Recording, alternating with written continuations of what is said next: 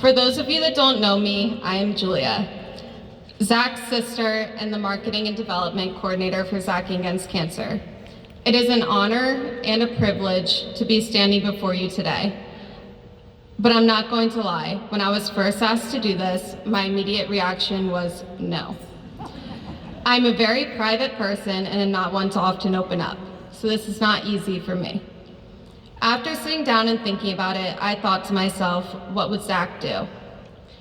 I then realized that he would have said yes. Without a single thought about it, he would have disregarded being uncomfortable and would have stood up here and proudly shared his story.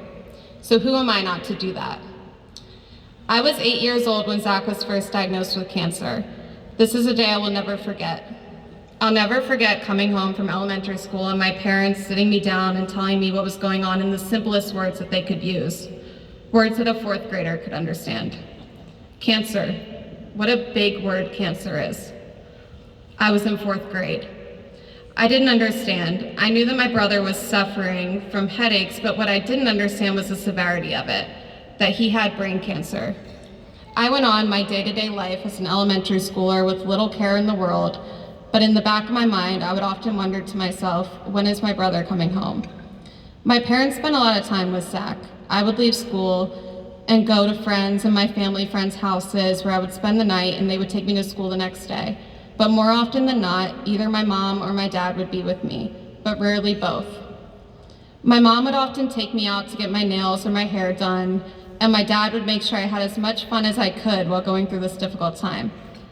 I vividly remember leaving the hospital one night with my dad on a school night and thinking we were going home. But instead, he took me to ESPN Zone. We played games, drank tons of soda, and had the best time until about 10:30 at night, a fourth grader's dream. I remember going back to school that next day and bragging to all of my friends about this awesome late night that I had. It's funny, because I often get asked what it's like with my parents growing up with a brother with cancer. Did you feel put on the back burner? Did you feel like they weren't around? Those questions always took me off guard because the very obvious answer to me was no. My parents are absolute superheroes.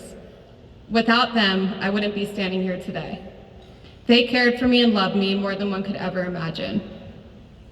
Fast forward to a couple of years, Zach was cancer-free. I'll never forget going with the Smith family and ringing the chemo bell with Zach. That was the best day of my life. Our family went on with smiles on our face every single day. Zach was back and better than ever. Zach made it all the way to sophomore year of college, right here where you all are sitting at the University of Maryland. Unfortunately, the cancer was back. Cancer, that big word again. I was much older this time and was able to fully understand what was happening around me. I was able to lend a hand to my parents and care for Zach in a much more mature way. Zach had a mindset like one I've truly never seen before. He never said, why me? He would say, why not me? You would go visit him in the hospital and he would look at you with a smile on his face and ask you how you were doing.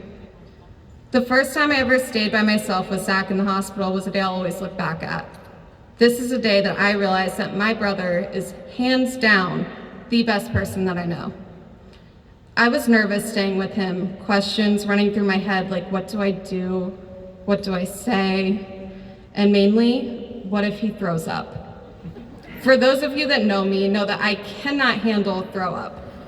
So I looked at Zach and I said, I'm really sorry, but if you need to puke, you need to let me know so I can run. We laughed about it and went on watching TV. A little while goes by and he looks at me and says, run. I went sprinting out that door, yelling for the nurse, and in between pukes, Zach would look back at me and yell, Julia, are you okay? And that right there is the perfect example of who Zach was.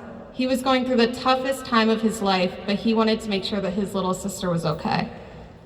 Zach's cancer got worse and worse, and the worst day of my life took place on March 11th of 2014. I was a sophomore at Mount St. Mary's University and was at the gym with my roommates. It was a very rainy and cloudy day, and my phone rang. It was my dad. Right then, I immediately knew. I ran out of the gym, answered the phone, and as my dad was telling me that Zach passed away, the sky completely opened up, the rain stopped, and there was the most beautiful sunset that I have ever seen. I don't believe that that was a coincidence. I believe that that was a sign from Zach saying that he is okay and that we are going to be okay too. Since that day, our family has never been the same. We're still as close as ever. We still laugh, have fun, enjoy each other's company, but there's a void that Zach once filled. Zach lit up all of our lives. He made each and every one of us a better person, and he lives through us each and every day. I have since graduated college, gained an amazing job at Zacking Against Cancer, and got married to Chad McCarthy, where we met at the Zach and Golf outing. Zach handpicked a real winner for me. I'm going to leave you with one last story. When Zach was going through his second cancer diagnosis, I was laying back in his room with him. We were talking about his cancer, life, and everything in between. He randomly paused and looked at me and said, "Julia, am I dying?" I didn't know the answer, but I said I didn't think so. He then asked me if I was afraid to die, and without hesitation, I said yes. Are you? And you know what his response was? He looked at me and said, "No, but I don't want to have to live without you, and I don't want you to have to live without me." I end with that story because each and every day, I am living out Zach's dream. I'm employed by Zacking Against Cancer doing exactly what Zach would want us to be doing, helping those in need. So I'm not living without Zach, and Zach is not living without me. We are working together to make this world a better place and continue on his mission. I have each and every one of you to thank for that. Thank you for supporting Zacking Against Cancer and allowing me to do what I love. Thank you.